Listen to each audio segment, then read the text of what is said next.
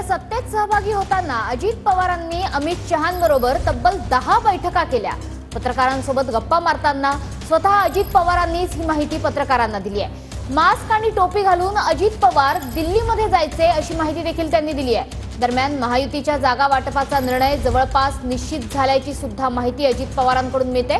राष्ट्रवादी काँग्रेस सन्मानजनक जागा लढणार असा विश्वास अजित पवारांकडून व्यक्त करण्यात आला। आपले प्रतिनिधी संदीप राजगोळकर सध्या आपल्या सोबत आहे। संदीप, नेमकी काय माहिती दिली अजित पवारांनी? अनेक नव्या गोष्टींचा खुलासा केलाय।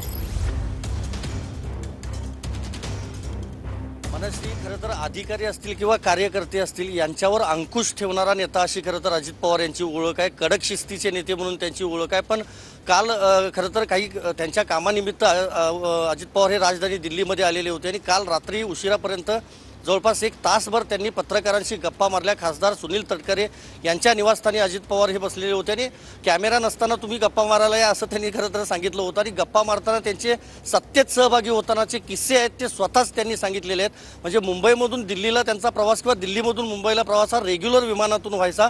ते मास्क लावायचे, टोपी लावायचे, म्हणजे बाजूला बसलेल्या व्यक्तीला देखील मी ओळखत नव्हतो असं खुद अजित पवार यांनी सांगितलं। दुसरं महत्त्वाचं, अजित अनंतराव पवार हे त्यांचं नाव जे होतं हे नाव ते बदलून येत होते। म्हणजे ए पवार असे इनिशियल ते खरं तर सांगायचे किंवा त्या बोर्डिंग पासवर त्यांचं नाव असायचं।